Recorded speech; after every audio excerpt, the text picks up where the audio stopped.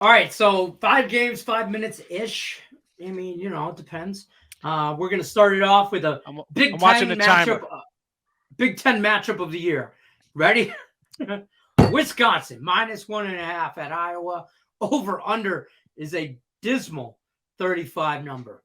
Yes, so we're at 16:30. Let's go. Let's keep this under. Let's see if I can do it go. here. So I'm going to go over the total here, Lenny. It opened at 33.5, which is ridiculously low, up to 35. Right. I still think this game's going to be over. I mean, we saw them last week. Iowa put up, 24 against Purdue there, 33 against Northwestern. And Whiskey, as much as they're a team that fired their head coach, and you think, well, they run the ball, they don't play much offense into the 21st century, 23, 35, 28, and 42 their last few games. So, again, you can mistake yourself into a 40 here with two teams getting to 20. Like, I don't think this game's going to be 17-6. I think we'll see some scoring. So over to 35 from me. Fair enough. I like it. Even bad teams got to get over. Maryland, Penn State, also a Saturday matchup. Penn State -10 and a hook. Over under 59. It's Penn State. I don't know which team shows up this weekend. All I know is that this Maryland helmet, what is that? Why can't Maryland just have like a kind of grayish helmet with a turtle on it? Like, what is this helmet? Everybody's got a choir, man. And listen, because I'm the guy that does these graphics. I gotta find black and gray.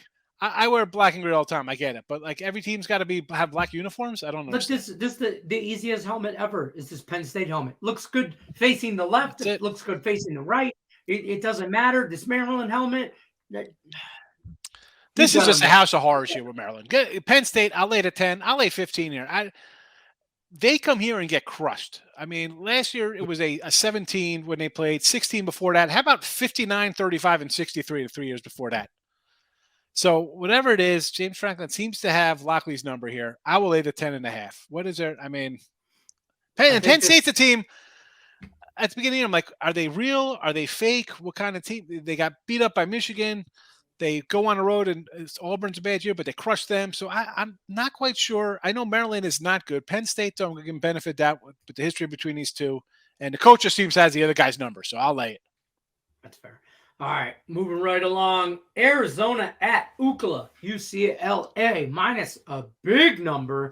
I mean, I like Arizona. I mean, I like UCLA here, but this is a big number. Over under also huge. 77 and a half. How? Why? I don't get it. I mean, I get it. You think, if UCLA is scoring 50. But I don't get it. You know what I mean? That's it. 50-24 is still an under. I mean, is Arizona's going to give up?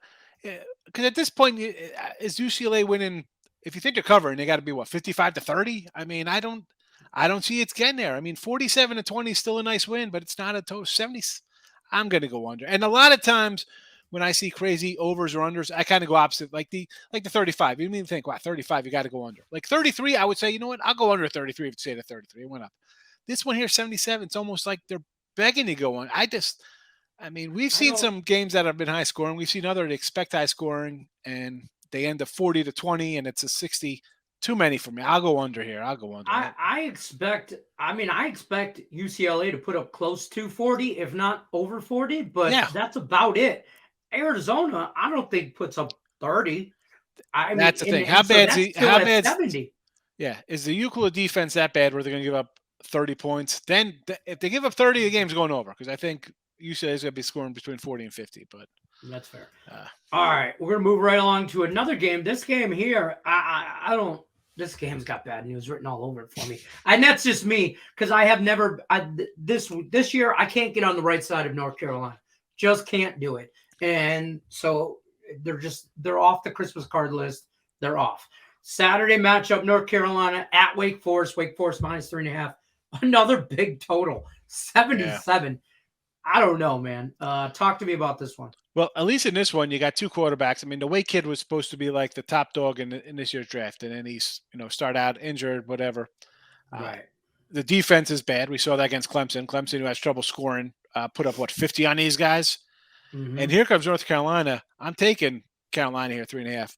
And normally at 3.5, I'm thinking fave. I'm going to go NC. Their quarterback, if this guy, and I said this today in Midday Money, if he's in any other conference, they're talking about him Heisman. 30 touchdowns, 3 interceptions, 500 yards rushing. He'd be a guy talked about. They got one loss. They might win the ACC championship. And No one knows anything about him. I'm going to take the 3.5 because I like the quarterback. I think the defense a little better. The Wake defense is terrible.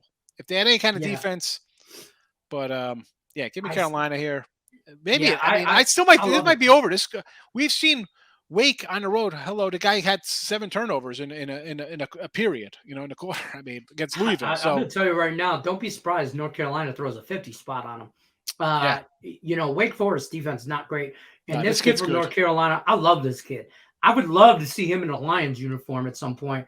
Draft him late first round, mid first round. I'm just saying, yes, as a true Lions fan, we're always scouting the next quarterback because we always need one. So you're not alone in the NFL. A lot of teams are having quarterback problems. I know. Offense is down across the board. I agree. If he was in an Alabama uniform, they'd be talking about him first round overall, first pick overall. But Tar Heels, sprinkle a money line for me. Last but not least, this is a legit good matchup, and I want to, as a football fan, just want to watch this. TCU at Texas. Texas is a touchdown favorite, over under 65. I know exactly where I'm going with this one, and it's crazy. You see this number, and you're like, wow, Texas. They got 3 losses, tough losses. It's something like they're bad. It's like, oh my goodness, it seems terrible. Arguably, stat and talent wise, a top 10 team. TCU undefeated. I'm taking TCU. And normally, again, like I said, sometimes I see numbers. I got to go opposite of what the opinion is. And TCU is a team. Talk about just finding ways to win. Like they're gonna have a letdown spot after this one. Well, maybe this is a spot where they kind of get picked off. They're not getting picked off. They just find a way to rally, win. I mean, winning games by 10 points on the road when they're down, they have no right winning.